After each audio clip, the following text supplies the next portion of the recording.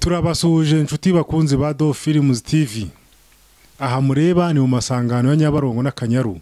Naho nge mwumva nitwa Amuri. Iyo umuntu ashaka kujya mu majyepfo y'u Rwanda, aragenda agera kuri Ruriba akambuka umugezi witwa Nyabarongo.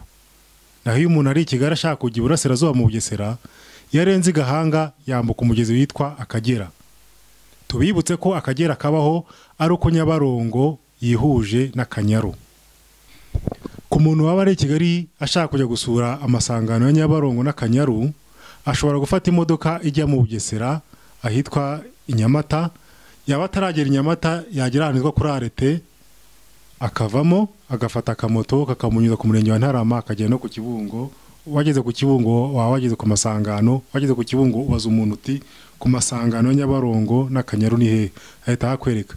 Reka duhe umwanya umunyamakuru wacu wagiyeyo atumara amatsiko. Nshuti bavandimwe bakunzi ba Do Films TV, kuri ya gahunda yacu twiyemeje kugira ngo dushimishe abanyarwanda, tubagereye hirya no hino, tubereke ubwiza nyaburanga butatse igihugu cyacu ndetse n'amahanga muri rusange. Tugenda tuzenguruka isi hirya no hino tubereka ibyiza bigiye bitandukanye. Ni muri urwo rwego uyu munsi twasuye ahantu nyaburanga heza cyane abantu benshi bakunze kwibazaho. Urakoze, turagira ngo utubwire Akanyaru ni akahe, Nyabarongo ni iyihe, bihura gute, hano bihurira mbese? Urakoze. Ahangaha hasa n'ahari amazi asa n'ayanduye, naho bita Nyabarongo. Ariya ibumoso muri ariya amazi asa n'umukara niyo bita Akanyaru. Noneho iyo bimaze kugera ahangaha ubona imbere yacu, bibyara, nibwo ubona yuko bimaze guhura, bikaba aribwo bibyaye Akagera. Murakoze. No ukuvuga ngo Akanyaru n'Akagera ubundi hano turi hano ku masangano bigabanya utuhe turere? Murakoze.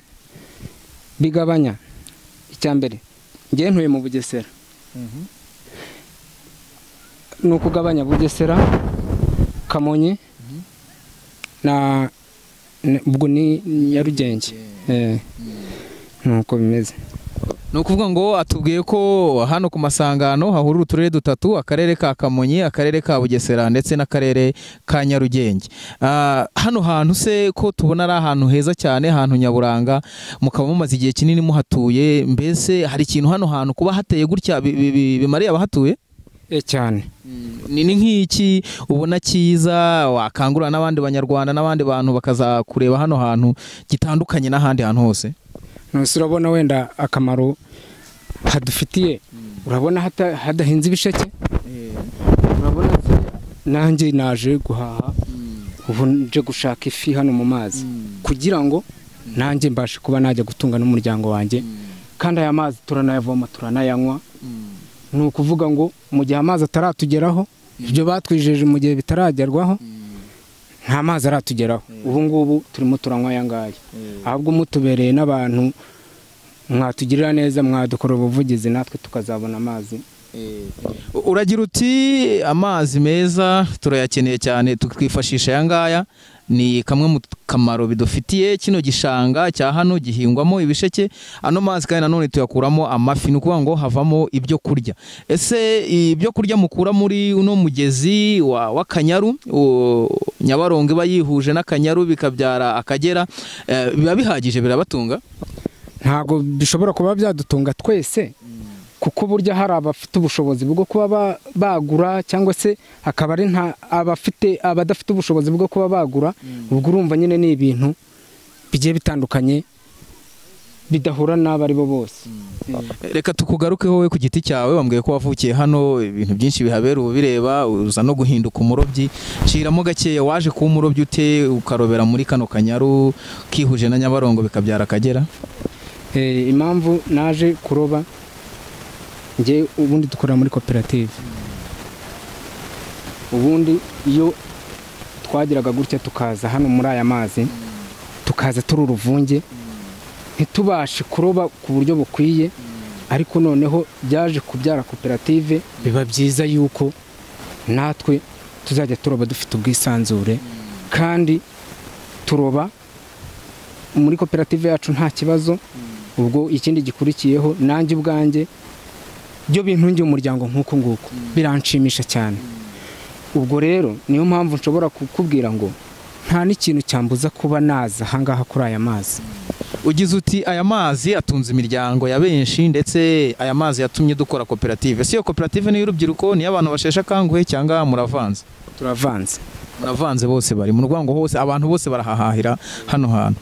Hari bambwiye ko uyu mugezi wa Kanyaru wihuje na Nyabarongo kabyara Akagera, hari urugomero bakozeho muri iyi minsi rwitwa rwa Kanzenze. Ayo makuru aba yafite? Ndayafite. Bavuze ko kuri cya kibazo wambwiraga cyo twabakoraho ubuvugizi cy'amazi meza, amazi agiye kubageraho mwese. Oya, no mu minsi ishize bavuze, sinzi uwatanze amakuru avuga yuko ngo amazi ngagiye kutugeraho, ariko ndakubwiza ukuri ngo amazi ngo yatugezeho kandi nta yigeze atugeraho. Twebwe ngaho wenda muzabaze umurenge wa Ntarama yuko hari amazi ufite. Ni ukuvuga ngo wewe hano hakurya muri Bugesera naho uvuka ni mu murenge wa Ntarama? Ni mu murenge wa Ntarama, akagari ka Kibungo, umudugudu wa Kagoma ya 2. Ngira ngo wenda dusoza ikiganiro kugira ngo ukomeze akazi kawe, wabwira abanyarwanda muri make ibyiza bya hano. Ese umuntu ashatse kuza kuhatura bimusaba iki? Gira ikintu utangariza abantu hirya no hino, ndetse cyane cyane ko Dove Films TV ikurikirwa n'isi yose muri rusange, ubashishikarize kuba bashora imari hano hantu, cyane cyane ushingiye kuri aya masangano ya Nyabarongo n'Akanyaru bikabyara umugezi w'Akagera twese tuzi mu mateka y'u Rwanda. Nuko rero dore uko gahunda zimeze zo kuvuga ngo nshishikariza abantu kuba baza, wenda bakaza no kuba banahatura. Yewe benshi cyane kabisa baraza. Ikindi gikurikiyeho, ntago uwahageze bwite naho yabatembera, ntago aba yifuza kuba yagenda, ahubwo aba yifuza kuba yaza no kuhatura. Niyo mpamvu rero niyaje akaza no guhaha wenda niyo samake akaba yayitwara, aravuga ati mu bishoboka byose hari ahantu ni heza cyane. Nk'ubu ngubu ahangaha hano harimo abakiri gusa, ntago abaturutse muri za Kigali. Hatangiye koze cyane kuri iki kiganiro cyiza tugeranye, tuzongera tubasure. Nta kibazo, murakoze. Murakoze.